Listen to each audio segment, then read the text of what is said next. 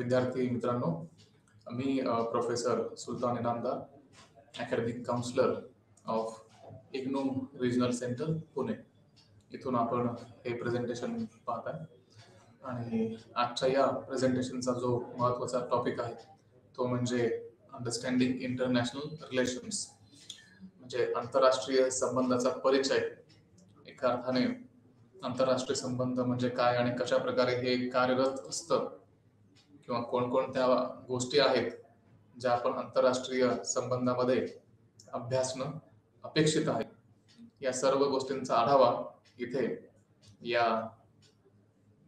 Topic मध्ये किंवा या आजच्या या प्रेझेंटेशन मध्ये आपण आज घेणार आहोत.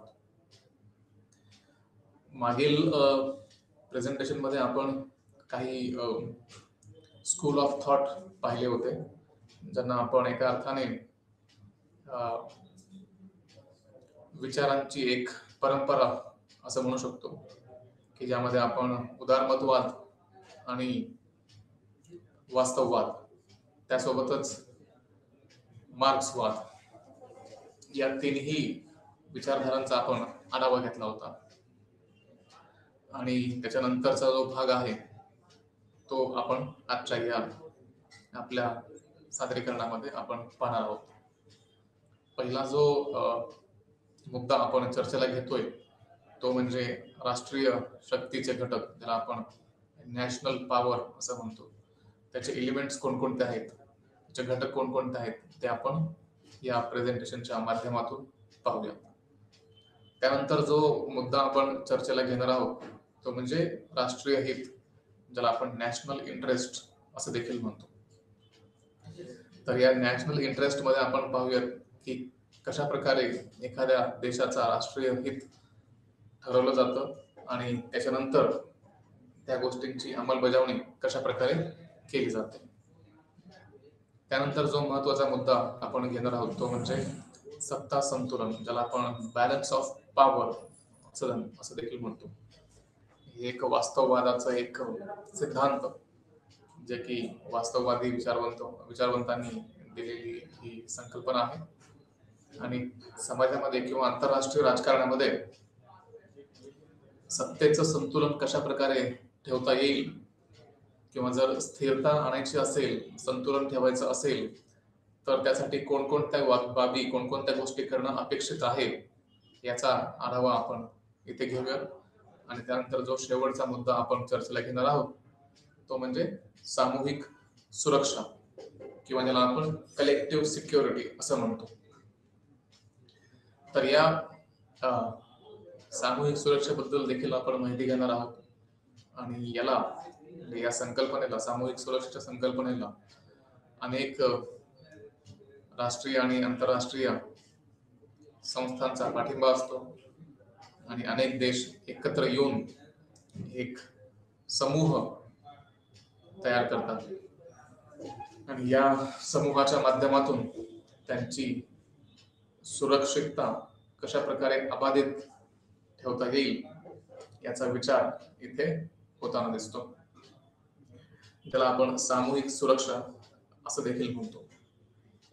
तर एकंदरीत हे महत्वाचे 4 घटक आहेत, 4 विषय आहेत, ज्याचा आढावा आजच्या या प्रेझेंटेशन मध्ये आपण आज घेणार आहोत. तर सर्वप्रथम आपण थोडासा परिचय करून घेऊयात या विषयाबद्दल. आणि ते प्रत्येक राज्य अधिक राष्ट्रीय शक्ती मिळून आपले राष्ट्रीय हित वाढवण्याच्या दिशेने नेहमी आणि सतत कार्यरत असतं. तर एकंदरीत पाहण्याचा मुद्दा हा की कोणताही देश असू दे, तर तो देश आपली शक्ती कशा प्रकारे वाढवता येईल यावरती भर देत असतो. आणि अनेकदा याचा विचार होतो की आंतरराष्ट्रीय पातळीवरती, इंटरनॅशनल लेवलवरती कोणतीही एक आंतरराष्ट्रीय सरकार अस्तित्वात नाही आणि त्यामुळे कोणताही देश कोणत्याही एखाद्या राष्ट्रावरती, एखाद्या देशावरती कोणत्याही क्षणी हल्ला करू शकतो असा विचार यातून प्रकट होतो. आणि जर हे थांबवायचं असेल तर त्यासाठी प्रत्येक राष्ट्राने आपल्या सुरक्षिततेसाठी राष्ट्रीय शक्ती वाढवणं गरजेचं आहे. तर कशा प्रकारे ही राष्ट्रीय शक्ती वाढवता येऊ शकते किंवा कशा प्रकारे या सर्व गोष्टी पाहता येतील याचा विचार प्रत्येक राष्ट्र हा करत असतो आणि प्रत्येक देश नेहमी या गोष्टीसाठी कार्यरत असतो की कशा प्रकारे आपण शेजारील राष्ट्रांपेक्षा जास्त बळकट होऊ शकू आणि जे काही शत्रू देश असतील त्यांना आपण मित्र देशांसोबत मिळून कशा प्रकारे पराभव करू शकतो याचा देखील इथे विचार केला जातो. आणि प्रॉब्लेम किंवा समस्या तेव्हा उद्भवते जेव्हा एखादे राष्ट्र इतर राज्यांच्या सुरक्षिततेच्या किमतीवर केवळ आपल्या हिताचा विचार करतो. म्हणजे साध्या भाषेमध्ये आपण असं म्हणू शकतो की आपली राष्ट्रीय सुरक्षा बळकट करण्यासाठी किंवा आपली राष्ट्रीय सुरक्षिततेचा मुद्दा उपस्थित करण्यासाठी त्याचा विचार करण्यासाठी आपण दुसऱ्या राष्ट्रांना हानी पोहोचवतो आणि ते आंतरराष्ट्रीय राजकारणामध्ये अपेक्षित नाही. आणि तेव्हाच म्हणजे जेव्हा आपण आपल्या सुरक्षिततेसाठी दुसऱ्या राष्ट्रांचा वापर करतो किंवा त्यांच्या अधिकारांवरती बाधा आणतो त्यावेळेस समस्या उद्भवतात. खऱ्या अर्थाने त्यावेळेस हे सर्व समस्या आपल्या समोर उभे राहतात. आणि म्हणून नेहमी आंतरराष्ट्रीय राजकारणामध्ये सतत हे मानलं जातं की प्रत्येक राष्ट्राला आपली सुरक्षा करण्याचा अधिकार आहे, परंतु त्यासोबतच त्या राष्ट्रांना हे देखील निश्चित करावं लागेल की स्वतःची सुरक्षा करत असताना ते दुसऱ्या राष्ट्रांच्या अधिकारांवरती बाधा घालणार नाही किंवा कोणत्याही प्रकारे ते अडचणीचं ठरणार नाही. तर त्यासाठी इथे हे हा जो मुद्दा आहे तो इथे महत्वाचा ठरतो. जेव्हा प्रत्येक राज्य आपली सुरक्षा करत असतो त्यावेळेस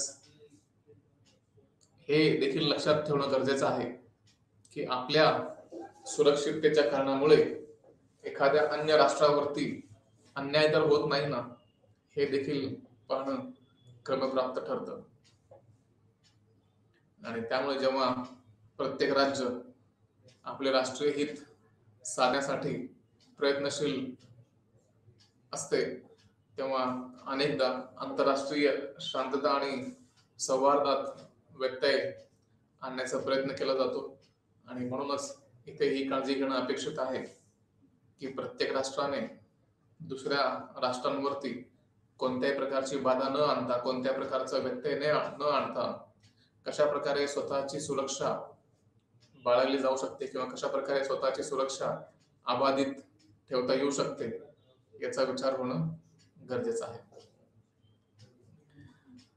तसे राष्ट्रीय हित वाढवण्यासाठी आणि संघर्षाचा धोका कमी करण्यासाठी आंतरराष्ट्रीय व्यवस्थेमध्ये सत्ता संतुलनाची संकल्पना विकसित झालेली आहे, ज्याला आपण बॅलन्स ऑफ पॉवर असं म्हणतो. तर ही जी बॅलन्स ऑफ पॉवरची संकल्पना आहे ही यामधून पुढे येते. तर युद्ध होऊ नये किंवा युद्धाचा धोका किंवा युद्धाचा उद्रेक रोखण्यासाठी एक यंत्रणा म्हणून बॅलन्स ऑफ पॉवरचा वापर होताना इथे आपल्याला दिसतो. तर एकंदरीत राष्ट्रीय हित वाढवण्यासाठी हे करणं अनिवार्य ठरतं. आणि संघर्षाचा जो धोका असतो की संघर्ष झाला तर मोठ्या प्रमाणावर हानी होण्याची शक्यता असते, तर ते कमी करण्यासाठी इथे एका अर्थाने बॅलन्स ऑफ पॉवर किंवा सत्तेचं संतुलन साधणं गरजेचं आहे. आणि जर हे करू शकलो तर मग कोणत्याही प्रकारची अडचण इथे होताना दिसणार नाही. त्यासोबतच सामूहिक सुरक्षेचे काही तत्व देखील आहेत.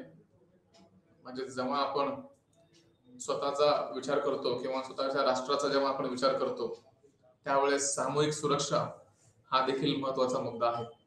जेव्हा आपण सामूहिक सुरक्षा समोर ठेवतो, त्यावेळेस मग असं पाहायला मिळतं किंवा निदर्शनास येतं की प्रत्येक गोष्टीमध्ये किंवा कोणत्याही कारणाने आपण आपली सुरक्षा ही अन्य देशांच्या मदतीने करू शकतो, ज्याला आपण लाईक माइंडेड नेशन्स असं म्हणू शकतो, किंवा ज्यांचे विचार पडतात, किंवा जे दोन देश एकमेकांच्या जवळ आहेत आणि असे जवळ असलेले देश स्वतःचा एक गट निर्माण करतात, एक समूह निर्माण करतात, आणि या समूहाच्या माध्यमातून ते देश आपल्या प्रत्येक देशाचा एक मजबूत संघटन तयार करतात. आणि या अर्थाने सामूहिक सुरक्षेचे जे तत्व आहे ते देखील इथे पाळले जाते. युनायटेड नेशन्सने देखील आपल्या चार्टरमध्ये एखाद्या राज्याला आक्रमकतेपासून रोखण्यासाठी सामूहिक सुरक्षा वापरण्यास मंजुरी दिलेली आहे. कशा प्रकारे आपण सामूहिक सुरक्षा करू शकतो, कशा प्रकारे प्रत्येक देश स्वतःला सुरक्षित ठेवू शकतो, याबद्दलची सर्व संकल्पना यामध्ये आहे. आणि या गोष्टीसाठी म्हणजेच सामूहिक सुरक्षिततेसाठी ज्या गोष्टी गरजेच्या आहेत त्या सर्व गोष्टी करण्याची परवानगी किंवा मंजुरी हे युनायटेड नेशन्सने आपल्या चार्टरमध्ये दिलेली आहे. त्यासोबतच राष्ट्रीय शक्ती ही जी संकल्पना आहे किंवा नॅशनल पॉवर ही जी संकल्पना आहे हे समजणं गरजेचं आहे. नॅशनल पॉवर म्हणजे नेमकं काय असतं किंवा कशा प्रकारे नॅशनल पॉवर आपली भूमिका बजावते हे देखील पाहणं गरजेचं आहे. आंतरराष्ट्रीय किंवा राष्ट्रीय, जेव्हा आपण राष्ट्रीय सत्तेबद्दल बोलतो तर हा आंतरराष्ट्रीय राजकारणातील एक महत्वाचा घटक मानला जातो. राष्ट्रीय सत्ता ही जी आहे ही आंतरराष्ट्रीय राजकारणातील एक खूप महत्वाचा भाग आहे, घटक आहे. केंद्रीय नियामक आंतरराष्ट्रीय यंत्रणेच्या अनुपस्थितीत प्रत्येक राज्य राष्ट्रीय शक्तीचा वापर करतो. सांगण्याचा उद्देश हा की आंतरराष्ट्रीय पातळीवरती कोणतेही आंतरराष्ट्रीय सरकार अस्तित्वात नसते, आणि त्यामुळेच एकंदरीत आपण असं म्हणू शकतो की कोणतेही आंतरराष्ट्रीय सरकार नसल्या कारणाने प्रत्येक देश स्वतःचे जे अधिकार आहेत किंवा स्वतःची जी शक्ती आहे ती वाढवण्याचा प्रयत्न करतो. आणि कदाचित हे प्रयत्न झाले नसते जर आंतरराष्ट्रीय पातळीवरती एखादं सरकार अस्तित्वात असतं तर. परंतु खऱ्या अर्थाने तसं मात्र नाहीये. आपण पाहतो की आंतरराष्ट्रीय पातळीवरती कोणतेही सरकार नाही, आणि त्यामुळे जर इथे राष्ट्रीय हित जोपासायचं असेल तर आपलं राष्ट्रीय शक्ती जी आहे किंवा नॅशनल पॉवर जे आहे त्याला बळकट करणं क्रमप्राप्त ठरतं. यामध्ये हॅन्स मॉर्गनथाउ यांनी राष्ट्रीय शक्तीची एक व्याख्या केली की त्यामध्ये ते म्हणतात की जे त्याचा वापर करतात आणि ज्यांच्यावर त्याचा वापर केला जातो त्यांच्यातील हा एक मानसिक संबंध आहे. म्हणजेच नॅशनल पॉवर ज्याला म्हणतो आपण, की एखाद्या देशाकडे जर राष्ट्रीय शक्ती असेल आणि जर त्याचा वापर दुसऱ्या देशावर होत असेल तर या दोघांच्या मध्ये एक मानसिक संबंध तयार होतो. आणि तो मानसिक संबंध अशा प्रकारे तयार होतो की जो बळकट देश आहे तो कमकुवत किंवा कमजोर राष्ट्रांवरती कोणत्याही क्षणी हल्ला करू शकतो याची भीती त्या कमकुवत राष्ट्रांच्या मनामध्ये असते. आणि म्हणून एकंदरीत असं आपण पाहू शकतो की एखादा राष्ट्र जर ताकदवान म्हणून ओळखलं जात असेल तर ते त्याच्या राष्ट्रीय शक्तीमुळे किंवा नॅशनल पॉवरमुळे ओळखला जातो. आणि अनेक राष्ट्र आपली राष्ट्रीय शक्ती अनेक प्रसंगामध्ये दाखवत असतात किंवा ते लोकांसमोर मांडत असतात. एकंदरीत सांगण्याचा मुद्दा असा की प्रत्येक राष्ट्र हा आपली शक्ती दाखवतो की जेणेकरून शेजारील जे कमकुवत राष्ट्र असतील ते त्या बळकट राष्ट्राच्या बद्दल एक प्रकारची भीती बाळगून असतात आणि त्यामुळे कोणत्याही क्षणी ते मोठ्या राष्ट्रावरती हल्ला करण्याचा विचार देखील त्यांच्या मनामध्ये येत नाही. आणि म्हणून एक प्रकारचा मानसिक संबंध इथे निर्माण केला जातो. राष्ट्रीय शक्ती म्हणजे इतर राष्ट्रांच्या संबंधात राष्ट्रीय हित संबंधाची ध्येय आणि उद्दिष्टे सुरक्षित करण्यासाठी राष्ट्राची क्षमता वापरली जाते. म्हणजे आपले जे काही राष्ट्रीय हित आहेत ते जर जोपासायचे असतील किंवा जर त्याचा योग्य वापर करायचा असेल, त्यांची सुरक्षा करायची असेल तर त्यासाठी राष्ट्रीय शक्तीचा किंवा नॅशनल पॉवरचा उपयोग हा करावा लागतो. आणि त्यातूनच मग खऱ्या अर्थाने आपण आपल्या राष्ट्राचे जे हित आहेत त्याचा आपण जोपासन करू शकतो किंवा त्याची आपण एक प्रकारे सुरक्षा करू शकतो. त्यासोबतच राष्ट्रीय हिताची उद्दिष्टे साध्य करण्यासाठी बळाचा वापर करण्याची क्षमता किंवा शक्ती वापरण्याची धमकी किंवा इतरांवर प्रभाव टाकण्याची क्षमता देखील समाविष्ट आहे. म्हणजे आपण असं इथे म्हणू शकतो की प्रत्येक राष्ट्र आपली क्षमता दाखवत असतो आणि जे कमकुवत राष्ट्र असतील त्यांच्यावरती एक प्रकारे आपण बळाचा वापर करून किंवा मग असं आपण म्हणू शकतो की एक प्रकारे बळाचं जे प्रदर्शन आहे ते करून आपण अन्य लहान राष्ट्रांना रोखू शकतो. आणि म्हणूनच मग एकंदरीत ही मानसिक जे संबंध आहे हे प्रस्थापित केलं जातं. तर आता राष्ट्रीय शक्तीबद्दल जेव्हा आपण पाहतो त्यावेळेस कोणकोणते घटक असे आहेत की जे राष्ट्रीय शक्तीला किंवा नॅशनल पॉवरला बळकटी प्राप्त करतात ते देखील पाहणं आवश्यक आहे. तर ह्यांनी हॅन्स मॉर्गनथॉने राष्ट्रीय शक्तीचे घटक कायमस्वरूपी आणि तात्पुरत्या घटकांमध्ये गटबद्ध केलेले आहेत. म्हणजेच एका बाजूला कायमस्वरूपी असे घटक आहेत आणि दुसऱ्या बाजूला तात्पुरत्या स्वरूपात काही घटक असतात. आणि म्हणून याची जी विभागणी असते ती या दोन घटकांमध्ये केली जाते, कायमस्वरूपी घटक आणि तात्पुरता घटक. तर एका अर्थाने इथे दोन गटांमध्ये मॉर्गनथॉने हे घटक विभाजित केलेले आहेत. ऑर्गेन्स्कीने देखील त्याच्या दोन वर्गामध्ये वर्गीकरण केलेलं आहे. एक म्हणजे नैसर्गिक निर्धारक आणि दुसरा म्हणजे सामाजिक निर्धारक. हे दोन घटक असे आहेत की ज्याचं वर्गीकरण ऑर्गेन्स्कीने केलेलं आहे. त्यामध्ये अनेक प्रकार समोर येतात. जेव्हा आपण नैसर्गिक निर्धारकांमध्ये पाहतो त्यामध्ये त्यावेळेस भूगोल आहे, संसाधने आहेत, लोकसंख्या आहे, तर इत्यादी अनेक गोष्टींचा समावेश होतो.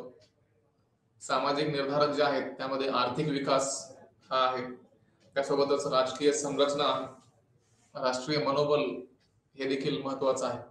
तर या गोष्टींचा समावेश सामाजिक घटकांमध्ये होतो किंवा निर्धारकांमध्ये होतो. त्यासोबतच पामर आणि पार्किन्स यांनी देखील दोन विभाग केलेले आहेत. एक म्हणजे मूर्त आणि दुसरा अमूर्त, म्हणजेच टँजिबल आणि इनटँजिबल. एका बाजूला अशा गोष्टी आहेत की ज्या आपण टच करू शकतो, पाहू शकतो, आणि दुसऱ्या बाजूला अशा गोष्टी आहेत की ज्यांना आपण स्पर्श करू शकत नाही, पाहू शकत नाही, पण ते मात्र अस्तित्वात असतात. तर अशा दोन घटकांमध्ये किंवा दोन विभागांमध्ये पामर आणि पाटकिन्सने राष्ट्रीय शक्तीचं विभाजन केलेलं आहे. जेव्हा आपण टँजिबल किंवा मूर्त जे घटक आहेत त्याचा विचार करतो, त्यावेळेस मग आर्थिक विकास आपण पाहतो, संसाधनं आहेत, भूगोल आहे, लोकसंख्या आहे, तंत्रज्ञान आहे, यासारख्या अनेक गोष्टी इथे आपण पाहू शकतो. आणि अमूर्त ज्या घटक आहेत किंवा इनटँजिबल जे घटक आहेत त्यामध्ये अपरिणाम वाचक घटक असतात, जसे की विचारधारा असेल, मनोबल असेल, नेतृत्व आहे, व्यक्तिमत्व आहे, त्यासोबतच मुत्सद्देगिरी देखील आहे. तर या सगळ्या गुणवत्ता पूर्ण जे वैचारिक आणि मानसिक घटक असतात ते आपण इथे पाहू शकतो. त्यामध्ये राष्ट्रीय शक्तीचे काही घटक आहेत जे आपण आता पाहूयात. जेव्हा आपण राष्ट्रीय शक्तीबद्दल पाहतो किंवा बोलतो त्यावेळेस भूगोल हा महत्वाचा घटक आहे किंवा भौगोलिक स्थिती ही एक महत्वाची म्हणतो आपण महत्वाचा एक निर्धारक आहे, जे की स्थिर आणि मूर्त स्वरूपात आहे आणि स्थायी आहे. त्यासोबतच नैसर्गिक देखील घटक आहे. म्हणजे आपण आपल्या देशाचं जे स्थान आहे त्याच्यावरून अनेक गोष्टी ठरवतो. आणि एकदा तर नेपोलियन बोनापार्टने एकदा म्हटले होते की देशाचे परराष्ट्र धोरण त्याच्या भौगोलिक स्थितीवरून ठरते. म्हणजे आपण अनेकदा पाहतो की जेव्हा एखादा देश बळकट असेल आणि त्यासोबतच त्याचा भौगोलिक स्थान हे जर महत्वाचं असेल तर त्या देशाला सर्व बाजूने अनेक गोष्टी करता येतात. म्हणजे दोन्ही घटक आपण इथे पाहू शकतो. तर एकंदरीत कोणताही जो देश असतो, कोणताही देश आपल्या भौगोलिक स्थितीवरून आपली जी परराष्ट्र धोरणं असतात ते ठरवण्याचं कार्य करतात. त्यासोबतच नैसर्गिक संसाधनं आहेत ते देखील महत्वाचे आहेत. नैसर्गिक संसाधनामध्ये स्वयंपूर्णता आहे, देशाच्या विकासास मदत करते. ज्याला आपण म्हणतो की नैसर्गिक संसाधनं जे असतात ती संसाधनं एका अर्थाने देशाच्या राष्ट्रीय हितामध्ये किंवा राष्ट्रीय शक्तीमध्ये वाढ करत असतात. संसाधनामध्ये स्वयंपूर्णता देशाला, जसं की अन्नधान्यामध्ये आपण पाहतो किंवा औद्योगिक आस्थापने असतील, हे सर्व विकसित करण्यासाठी आणि त्यासोबतच लष्करी सामर्थ्य निर्माण करण्यासाठी, शेती विकसित करण्यासाठी, अनेक गोष्टींसाठी नैसर्गिक संसाधनांचा वापर केला जातो.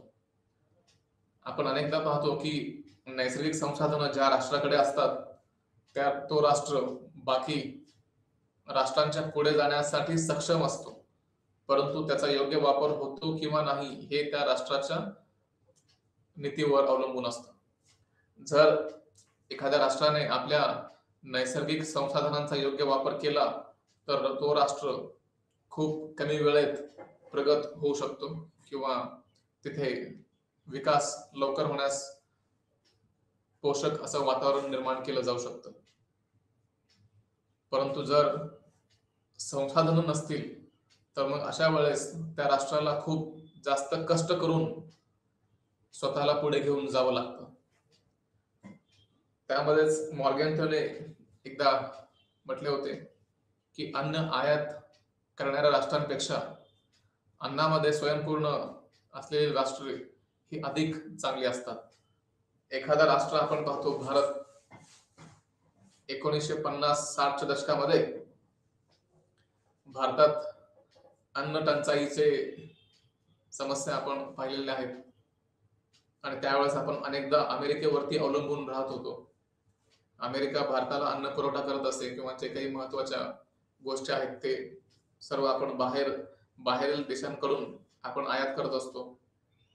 आणि त्यावेळेस मग असं जाणवलं की आपली जी स्थिरता आहे ती पूर्णपणे बिघडलेली आहे आणि आपण अन्य राष्ट्रांच्या वरती अवलंबून राहिलेलो आहोत.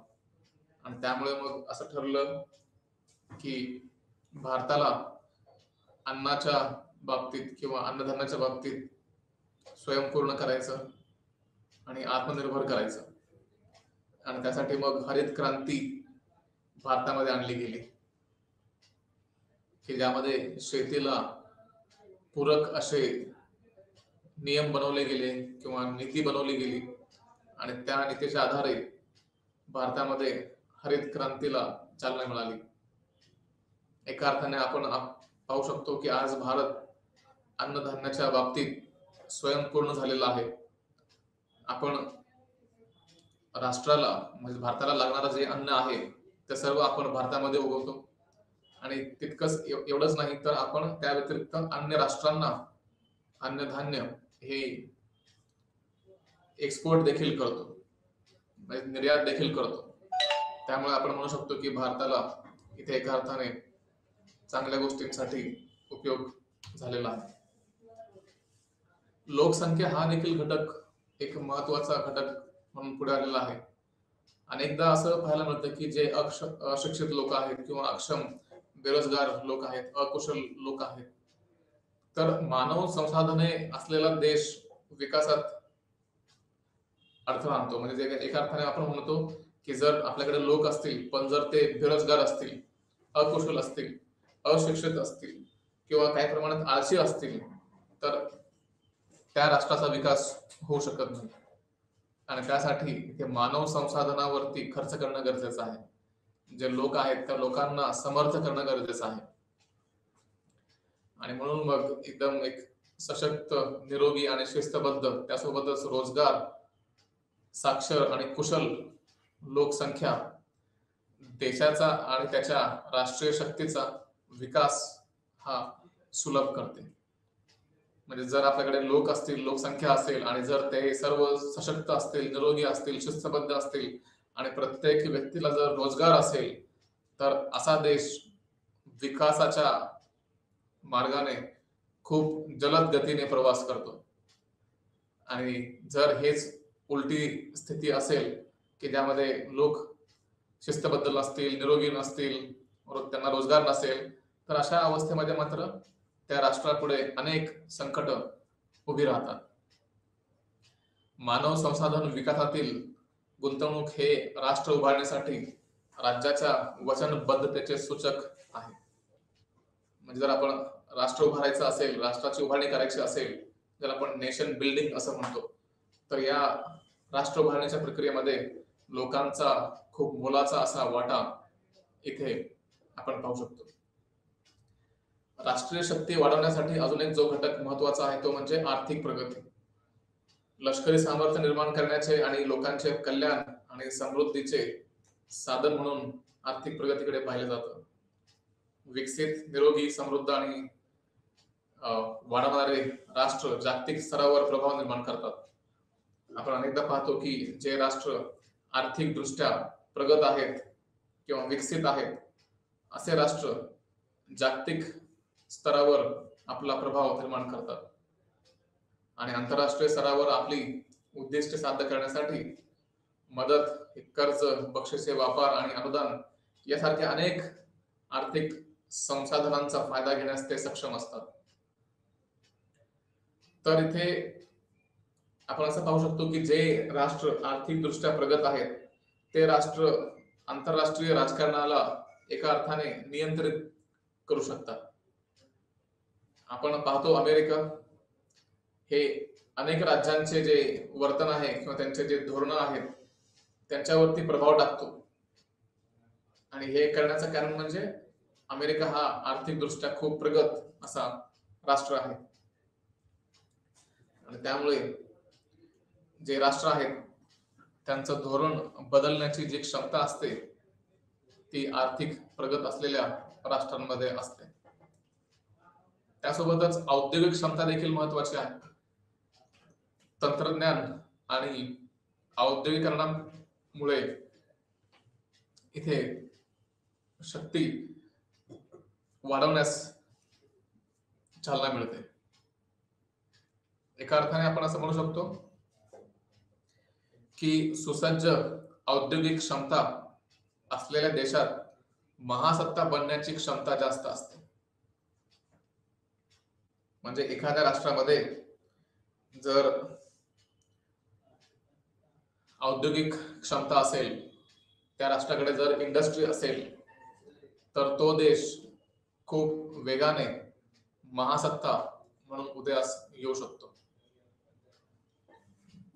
आणि त्यासाठीच त्यामध्ये आपण पाहतो, युनायटेड स्टेट्स ऑफ अमेरिका असेल, ब्रिटन असेल, जर्मनी आहे, चीन आहे, फ्रान्स आहे, जपान, हे सर्व महासत्ता आहेत, कारण त्यांच्याकडे प्रचंड प्रमाणात औद्योगिक क्षमता आहे.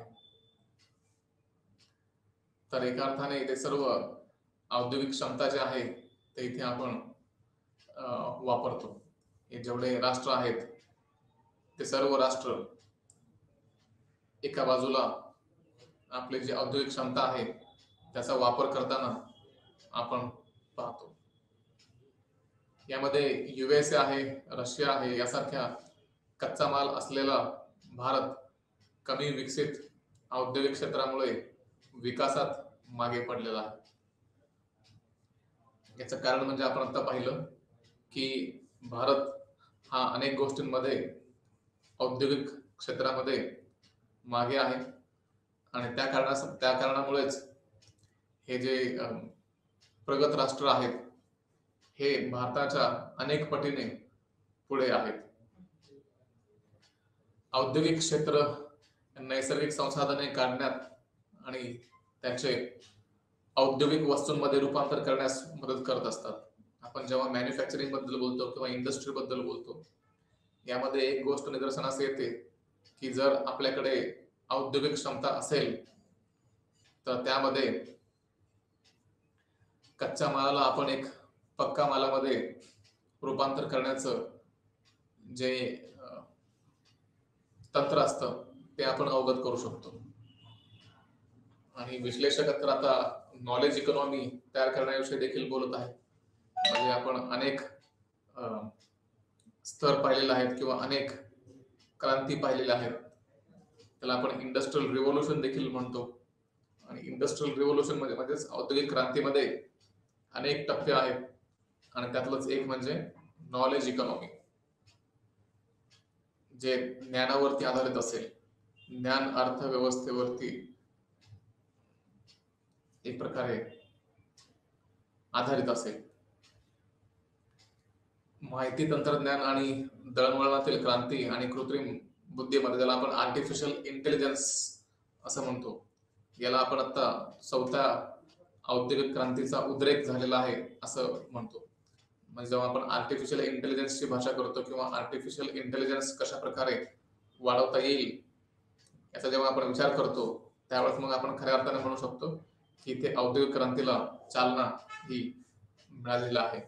आणि आर्टिफिशियल इंटेलिजन्स हे 4थ्या औद्योगिक क्रांतीचा एक उद्रेक आहे असं आपण म्हणू शकतो. त्यासोबतच तंत्रज्ञान हा देखील एक महत्वाचा घटक आहे. एखादी चांगली विकसित तंत्रज्ञानाची माहिती मानवी कल्याण आणि प्रगती यासाठी सक्षम करत असते. म्हणजे आपण तंत्रज्ञानाचा जेव्हा वापर करतो त्यावेळेस हे मानवी जीवन काही प्रमाणात सोपं आणि सोयीस्कर करतं. मानवी जीवन कशा प्रकारे चांगल्या पद्धतीने वापरता येऊ शकेल ते आपण इथे पाहू शकतो. तर विकसित तंत्रज्ञानाची माहिती असणं हे कोणत्याही राष्ट्रीय शक्तीसाठी महत्वाचं आहे, ज्याला आपण नॅशनल पॉवर असं म्हणतो. या नॅशनल पॉवरला वाढवण्यासाठी तंत्रज्ञान किंवा टेक्नॉलॉजी असणं गरजेचं आहे. यामध्ये अनेक गोष्टी असतात. औद्योगिक विकास आहे, लष्करी विकास आहे, वाहतूक आहे, दळणवळण आहे. अशा अनेक गोष्टी आहेत ज्यासाठी टेक्नॉलॉजीचा किंवा तंत्रज्ञानाचा आपण वापर करू शकतो. माहिती तंत्रज्ञान, आण्विक तंत्रज्ञान, अंतराळ तंत्रज्ञान आणि क्षेपणास्त्र तंत्रज्ञान हे आंतरराष्ट्रीय संबंधामध्ये शक्ती आणि प्रभावाचे महत्वाचे स्त्रोत म्हणून उदयास आलेले आहे. ज्याला आपण इन्फॉर्मेशन टेक्नॉलॉजी म्हणतो, न्यूक्लिअर टेक्नॉलॉजी म्हणतो, स्पेस टेक्नॉलॉजी आहे, मिसाईल टेक्नॉलॉजी आहे. हे सर्व टेक्नॉलॉजिकल ॲडव्हान्समेंट जे आहे किंवा तंत्रज्ञानातलं जे विकास आहे हे राष्ट्रीय शक्ती वाढवण्यामध्ये खूप मोलाचा असा वाटा उचलत असतात. त्यासोबतच लष्करी तयारी देखील असणं गरजेचं आहे. परराष्ट्र धोरणाच्या यशामध्ये आणि राष्ट्रीय हिताच्या संवर्धनासाठी हा एक महत्वाचा घटक मानला जातो. प्रगत आणि अत्याधुनिक शस्त्र तंत्रज्ञानाचा ताबा हे सामर्थ्य आणि सामरिक फायद्याचे स्रोत म्हणून पुढे येतात. तर एकंदरीत आपण इथे पाहू शकतो की कशा प्रकारे प्रगत आणि अत्याधुनिक शस्त्र हे तंत्रज्ञानाचा ताबा घेत असतात आणि सामरिक फायद्याचे स्रोत म्हणून उदयास येत असतात. तर एकंदरीत इथे लष्करी शक्ती असणं गरजेचं आहे, लष्करी तयारी असणं गरजेचं आहे. एक प्रभावी आणि कार्यक्षम लष्करी नेतृत्व आणि कुशल प्रशिक्षित सक्षम समर्पित आणि शिस्तबद्ध सशस्त्र सेना ही राष्ट्राची लष्करी तयारी अधिक मजबूत करते. एक शिस्तबद्ध सेना असणं गरजेचं आहे, सशस्त्र सेना असणं गरजेचं आहे. आणि त्यामुळे जेव्हा आपल्याकडे एक प्रकारची ज्याला म्हणू आपण की सेना उभारलेली आहे आणि ती सेना जर शिस्तबद्ध असेल आणि बळकट आणि प्रभावी अशी सेना असेल तर त्या राष्ट्राला अन्य राष्ट्रांच्या वरती एक प्रकारचं नियंत्रण प्रस्थापित करण्याचे देखील एक संधी उपलब्ध करून देत असते. तर आता आपण यामध्ये पाहूयात की राष्ट्रीय हित जे आहेत ते अजून कोणत्या प्रकारे आपण मिळवू शकतो. त्यातलं एक म्हणजे विचारधारा. विचारधारा ही एक संकल्पना आहे जी अमूर्त घटकांमध्ये येते किंवा ज्याला आपण अमूर्त असा घटक मानतो. हे राष्ट्रांच्या मधील मैत्री आणि शत्रुत्वाचे एक स्रोत म्हणून असू शकतं. जर्मनीतील हिटलरच्या नाझीवादाने आणि इटलीतील मुसोलिनीच्या फॅसिझममुळे त्यांची राष्ट्रीय शक्ती कमकुवत झाली आणि जगभरातून टीका देखील झालेली आहे. त्यामुळे कोणतीही विचारधारा आत्मसात करत असताना आणि त्यासोबतच त्याची अंमलबजावणी करत असताना खूप काळजीपूर्वक विचारधारा निवडावी लागते. आणि त्यामुळे हे विचारधारा जरी ही दिसत नसली तरी या विचारधारेचा परिणाम मात्र खूप लांबपर्यंत जात असतो. 1945 नंतर साम्यवाद आणि भांडवलशाही यांच्यातील वैचारिक युद्धांमुळे शीत युद्ध सुरू झाले आणि अनेक देश त्यांच्या प्रदेशांचे रक्षण करण्यासाठी या युतीमध्ये सामील झाले किंवा ब्लॉक्स मध्ये सामील झाले. आपण पाहतो एका बाजूला सोव्हिएत युनियनचा गट होता आणि दुसऱ्या बाजूला अमेरिकेचा गट होता. तर काही राष्ट्र सोव्हिएत युनियनच्या बाजूने गेली तर काही राष्ट्र ही अमेरिकेच्या बाजूने गेली. याचं कारण म्हणजे आयडिओलॉजिकल किंवा विचारधारा. विचारधारेवरती अनेक गोष्टी हे अवलंबून असतात. आणि एक गोष्ट त्यातून जी पुढे आली ती म्हणजे नॉन अलाइनमेंट मुवमेंट. याच्या पाठपुराव्यामुळे आपण पाहतो की भारत असेल किंवा भारतासहित अन्य जे थर्ड वर्ल्ड कंट्रीज असतील, ज्याला आपण तिसऱ्या जगातील देश असं म्हणतो, तर या देशांनी एक भूमिका घेतली ती म्हणजे नॉन अलाइनमेंट मुवमेंट्स, की ज्यामध्ये आपण कोणत्याही एका गटाला समर्थन देणार नाही अशी भूमिका घेतली गेली. आणि त्यामुळे भारत आणि भारतासहित अनेक राष्ट्र हे या दोन गटांपासून अलिप्त राहिले आणि म्हणून त्याला आपण अलिप्ततावादी धोरण असं देखील म्हणतो. तर नेतृत्व हा देखील एक महत्वाचा घटक राष्ट्रीय शक्तीमध्ये आपण घेऊ शकतो. एक मजबूत आणि इच्छाशक्ती असलेला नेता नैसर्गिक संसाधने, मानवी संसाधने आणि कच्चा माल यांचा वापर कार्यक्षमता आणि सक्षमतेसाठी निर्देशित करत असतात. एक परिपक्व, समर्पित आणि कार्यक्षम नेतृत्व देशाला प्रगती आणि यशाकडे घेऊन जात असतो. तर हे जे परिपक्व नेता असतो, राष्ट्राला समर्पित नेता असतो आणि त्याच्यामध्ये कार्य करण्याची क्षमता असते, असा नेता हा एखाद्या राष्ट्राला यशाच्या मार्गाकडे घेऊन जाऊ शकतो किंवा एक सक्सेसफुल नेशन म्हणून पुढे आणू शकतो. त्यातलंच अजून एक घटक जो की आपण राष्ट्रीय शक्तीमध्ये घेऊ शकतो तो म्हणजे शासनाची गुणवत्ता, की कोणत्या प्रकारचे शासन आपल्याकडे आहे आणि ते शासन किती बळकट आहे. भ्रष्ट आणि जर अकार्यक्षम सरकार असेल तर नैसर्गिक आणि मानवी संसाधने वाया घालवत जाते. म्हणजे इतके सर्व संसाधनं आपल्याकडे असताना देखील सरकार अकार्यक्षम असल्यामुळे, भ्रष्ट असल्यामुळे देशाचा विकास होत नाही. आणि जर विकास योग्य मार्गाने न्यायचा असेल किंवा खऱ्या अर्थाने देशाला विकसित करायचं असेल तर शासन हे खूप कार्यक्षम असणं गरजेचं आहे आणि भ्रष्टाचाराला अजिबात कोणत्याही प्रकारे प्रोत्साहन देणार नाही याची काळजी घ्यावी लागते. आणि आपण पाहतो की अनेक देश आहेत की तिथलं सरकार हे कमकुवत असल्यामुळे, गुणवत्तापूर्ण नसल्यामुळे तिथे अनेक नैसर्गिक संसाधन असताना देखील त्या राष्ट्राचा विकास होत नाही. आणि ते जर थांबवायचं असेल तर एक सक्षम आणि गुणवत्तापूर्ण सरकार असणं गरजेचं आहे आणि हे सुद्धा राष्ट्रीय शक्ती वाढवण्यामध्ये कार्य करत असतो. त्यासोबतच मुत्सद्देगिरी देखील महत्वाचं आहे.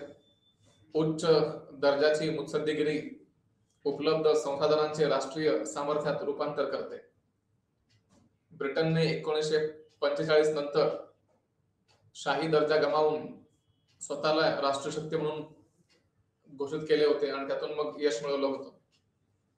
अमेरिकेची यशस्वी मुत्सद्देगिरी त्याला एकमात्र महासत्ता म्हणून उदयास आणलेले आहे. त्यांची जी डिप्लोमसी आहे, त्यांची जी एक कार्य करण्याची पद्धत आहे, त्या पद्धतीमुळे अमेरिका आज देखील संपूर्ण जगामध्ये एक महत्वाची महासत्ता म्हणून उदयास आलेला आहे. त्यासोबत कॅनडाचं जे उदारमतवाद आहे त्याने देखील एक चांगल्या प्रकारची आंतरराष्ट्रीय ख्याती मिळवलेली आहे आणि विश्वास त्यांनी कमावलेला आहे. तर इथे मुत्सद्देगिरी देखील महत्वाचं घटक असल्याचं आपण पाहू शकतो. तर आतापर्यंत जे आपण पाहिलं हे सर्व राष्ट्रीय शक्तीचे घटक म्हणून आपण यांची चर्चा केलेली आहे. आता जो पुढचा भाग आपण चर्चेला घेतोय तो म्हणजे सत्ता संतुलन. म्हणजे कशा प्रकारे आपण सत्तेचं संतुलन करू शकतो. आपण पाहिलेलं आहे की सत्ता जर एका राष्ट्राकडे दिली तर कदाचित त्याचा गैरवापर होऊ शकतो आणि त्यामुळे जर ही सत्ता एका राष्ट्राकडे द्यायची नसेल तर त्या सत्तेचं विभाजन करणं गरजेचं असतं. आणि आंतरराष्ट्रीय पातळीवर देखील असं काही होत असतं, जर आपण बॅलन्स ऑफ पॉवर असं म्हणतो. तर ही जी बॅलन्स ऑफ पॉवरची संकल्पना आहे ही एका अर्थाने वास्तववादाने दिलेली संकल्पना आहे. आणि आंतरराष्ट्रीय संबंधामध्ये बॅलन्स ऑफ पॉवरची व्याख्या राष्ट्रांमध्ये समान शक्तीचे वितरण म्हणून केली जाते. जेव्हा शक्ती कमी अधिक प्रमाणात समान वाटली जाते तेव्हा कोणतेही राज्य इतरांवरती वर्चस्व गाजवू शकत नाही आणि कोणत्याही राज्याला धोका वाटत नाही. परंतु जर सर्व सत्ता केवळ एका राष्ट्राकडे असेल तर अन्य राष्ट्र मात्र एक असुरक्षित राष्ट्र म्हणून स्वतःकडे पाहतात आणि स्वतःची देखील मग ताकद किंवा सत्ता वाढवण्याचा प्रयत्न करत असतात. आणि म्हणून हे महत्वाचं आहे की कशा प्रकारे एक बॅलन्स ऑफ पॉवर आंतरराष्ट्रीय राजकारणामध्ये टिकवला जाऊ शकतो. आणि बॅलन्स ऑफ पॉवर सिद्धांत सांगतो की जर एक राज्य शक्तिशाली बनले तर ते कमकुवत राज्यांवर हल्ला करेल, ज्यामुळे धोक्यात असलेल्या राज्यांना बचावात्मक युती बनवावी लागेल. तर एकंदरीत सांगण्याचा उद्देश असा की प्रत्येक राष्ट्र आपल्या स्वतःच्या राष्ट्राची सुरक्षा करण्यास महत्व देत असतो. आणि जर शेजारील राष्ट्र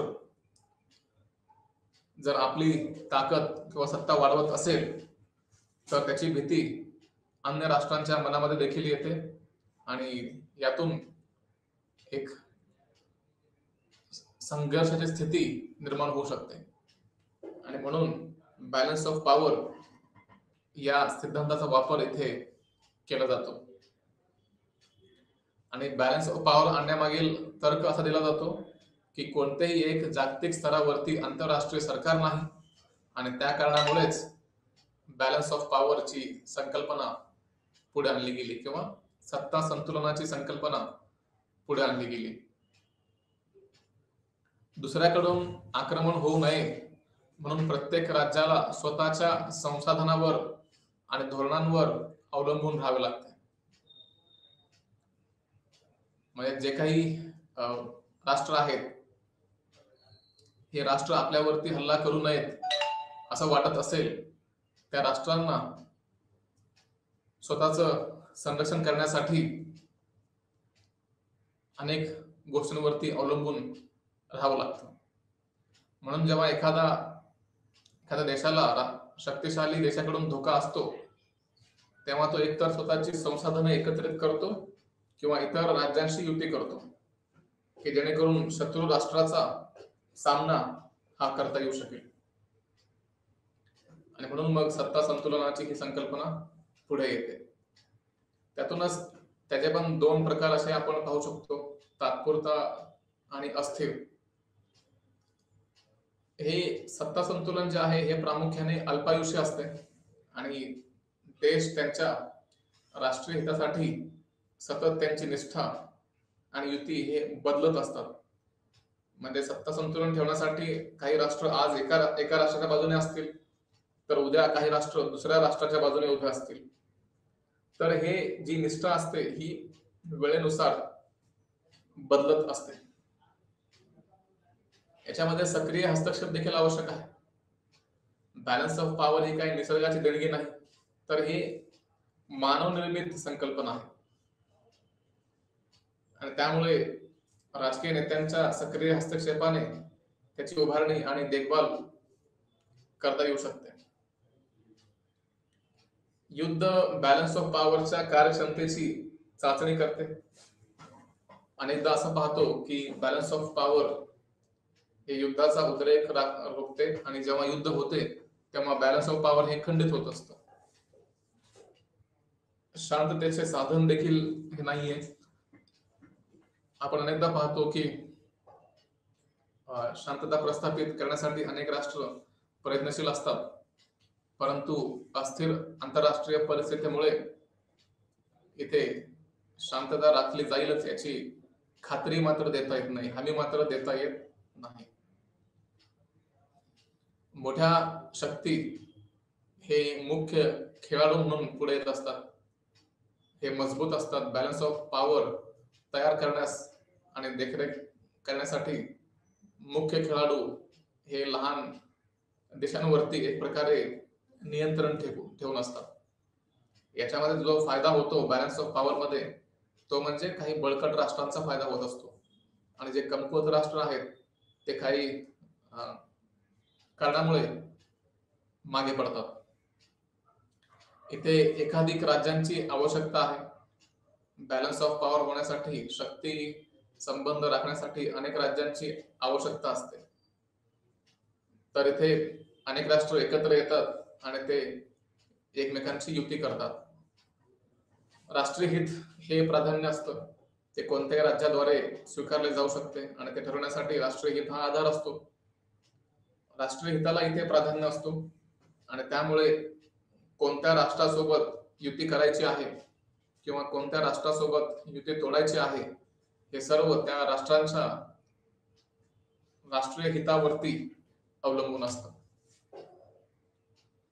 आता प्रश्न असा असतो की हा शक्ती संतुलन किंवा बॅलन्स ऑफ पॉवर आज देखील प्रासंगिक आहे का, याचा उपयोग आज देखील होतो का? तर आंतरराष्ट्रीय संबंधामध्ये मोठा बदल झालेला आपल्याला पाहायला मिळतो. पूर्वी युरोपियन राज्ये अनेकदा राज्य करत, आता आशिया, आफ्रिका आणि लॅटिन अमेरिकेतील विविध शक्तींच्या उदयाने मोठ्या शक्तींचे वर्चस्व संपुष्टात येत आहे. त्यामुळे काही प्रमाणात बॅलन्स ऑफ पॉवर किंवा सत्ता संतुलनाची जी संकल्पना आहे ही निरर्थक असल्याचं पाहायला मिळतं. दुसरे म्हणजे साम्राज्यवाद आणि वसाहतवादाचा अंत देखील बॅलन्स ऑफ पॉवर मधील प्रमुख खेळाडू असलेल्या युरोपियन शक्तींच्या ऱ्हासास कारणीभूत ठरला आहे. तिसरं, संतुलन ठेवणारा इथे आता अस्तित्वात नाही. हे यापूर्वी ब्रिटन हा कार्य करत होता. त्याच्या पुढे जो भाग आहे तो म्हणजे अण्वस्त्रांच्या प्रसारामुळे भयानक परिस्थिती निर्माण झालेली आहे. त्याच्या वापरामुळे आपत्तीजनक युद्ध देखील होत आहेत आणि अपरिवर्तनीय बदल देखील इथे आपण पाहतो. आणि असे अनेक बदल होत आहेत की त्यामुळे ही सत्ता संतुलनाची जी संकल्पना आहे ही किती काळ टिकेल हे सांगता येत नाही. सत्ता संतुलन हे त्या काळातील आहे जेव्हा आंतरराष्ट्रीय संस्था अस्तित्वात नव्हत्या, परंतु आता मात्र आंतरराष्ट्रीय संस्था उदयास आलेल्या आहेत. त्यामुळे पूर्णपणे बॅलन्स ऑफ पॉवर कालबाह्य झाला असं म्हणू शकत नाही, परंतु बराच प्रभाव त्याच्यावरती पडलेला आहे. आणि एका अर्थाने बॅलन्स ऑफ पॉवर हे आंतरराष्ट्रीय क्षेत्रातून प्रादेशिक क्षेत्राकडे वळलेला आहे असं आपण पाहू शकतो. आणि जो शेवटचा मुद्दा आपण आज चर्चेला घेतोय तो म्हणजे सामूहिक सुरक्षेचा, की सामूहिक सुरक्षा कशा प्रकारे राखली जाऊ शकते. ही राजकीय, प्रादेशिक किंवा जागतिक क्षेत्रातील एक सुरक्षा व्यवस्था आहे ज्यामध्ये राज्य हे मान्य करतात की एकाची सुरक्षा ही सर्वांची सुरक्षा असते. म्हणजे आपण सर्वांनी येऊन एका राष्ट्राची जर सुरक्षा केली तर प्रत्येक राष्ट्र हा सुरक्षित राहू शकतो. आणि त्यासाठी सर्वांचं एकत्र येणं अपेक्षित आहे. एक लहान राष्ट्र कदाचित मोठ्या राष्ट्राचा मुकाबला करू शकणार नाही किंवा त्याला हरवू शकणार नाही, परंतु जर 10 लहान राष्ट्र एकत्र आली तर ते एका मोठ्या राष्ट्राचा पराभव मात्र करू शकतात. हे आपण इथून मान्य केलं पाहिजे. आणि याचा विचार करूनच मग सामूहिक सुरक्षिततेची जी संकल्पना आहे ती पुढे येते. आणि म्हणूनच कोणत्याही धोक्याचा किंवा शांततेचा भंग झाल्यास सर्वांना सुरक्षा प्रदान करण्यासाठी समूहातील राज्य एकत्रितपणे सहकार्य करतात, एकत्र येतात आणि जो कोणी शत्रू राष्ट्र असेल त्या राष्ट्राच्या विरुद्ध ते एकत्र येतात. सामूहिक सुरक्षा आक्रमणाविरुद्ध प्रतिबंधक कार्य किंवा जे काही प्रतिबंध करण्यासाठी अनेक गोष्टी लागतात त्यांचा वापर इथे केला जातो.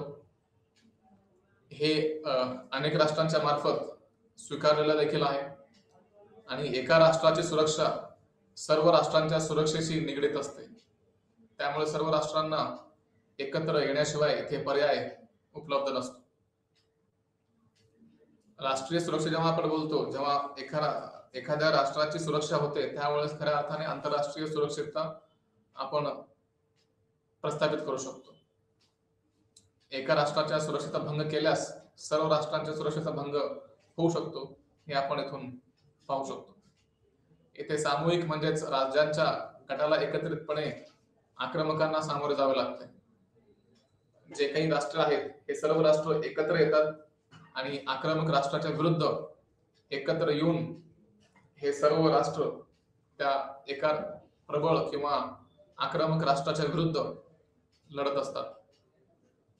आणि त्यामुळे सर्वांसाठी एक आणि एकांसाठी सर्व या भावनेला इथे अधोरेखित केलं जातं. त्याची काही वैशिष्ट्य देखील आहेत, जसे की शक्ती व्यवस्थापनाचे साधन आहे. आंतरराष्ट्रीय शांतता राखण्यासाठी, युद्ध किंवा हल्ल्याच्या वेळी संकटाचे व्यवस्थापन करण्यासाठी सामूहिक सुरक्षा वापरली जाते. म्हणजे एकंदरीत आपण असं म्हणू शकतो की जेव्हा युद्ध होत असतो त्यावेळेस त्याचं व्यवस्थित व्यवस्थापन होणं गरजेचं आहे, आणि ते इथे सामूहिक सुरक्षिततेच्या तत्वांनी आपण ते करू शकतो. आक्रमकतेची सार्वत्रिकता केली जाते. एकदा हे कबूल करते की आक्रमण होईल आणि त्याचा प्रतिकार करण्यासाठी राज्यांना एक गट तयार करावा लागतो. राष्ट्रांची आक्रमकता संपवण्याची वचनबद्धता असते. आक्रमण थांबवण्यासाठी सर्व राष्ट्रे त्यांची संसाधनं हे एकत्र आणत असतात. हे अनेकदा युद्ध थांबवण्यासाठी याचा वापर केला जातो. तर इथे सामूहिक सुरक्षा हे आक्रमक राज्य नव्हे तर युद्ध नष्ट करण्याच्या दिशेने कार्य करत असतात. तर ते कशा प्रकारे युद्ध थांबवता येऊ शकेल यासाठी ही सर्व राष्ट्र कार्य करत असतात आणि त्या दिशेने त्यांची वाटचाल ही चालू असते. तर याचं जर मूल्यांकन करायचं झालं तर आपण असं म्हणू शकतो, जरी आंतरराष्ट्रीय शांतता आणि सुरक्षितता टिकून ठेवण्याच्या उदात्त कारणांसाठी सामूहिक सुरक्षा तयार केली असली तरी ती अतिशय आदर्शवादी आहे हे देखील मान्य करावं लागेल. म्हणजे आपण असं म्हणू शकतो की कदाचित जेव्हा युती करण्याची वेळ येईल त्यावेळेस कदाचित सर्व राष्ट्र एकत्र येऊन लढण्यास होकार देखील देतील, परंतु जेव्हा युद्धाची खरी परिस्थिती निर्माण होईल त्यावेळेस सर्व राष्ट्र एकत्र येतील याची खात्री देता येत नाही. आणि त्यामुळे मग याच्यावरती काही प्रमाणात प्रश्नचिन्ह देखील उभारले जाऊ शकतात. सामूहिक सुरक्षा शांतता सुरक्षित करण्यासाठी एक साधन म्हणून त्याचा स्वीकार केलेला आहे की कशा प्रकारे आपण एक शांततेसाठी एकत्र येऊ शकतो याचा इथे आपण आढावा घेऊ शकतो.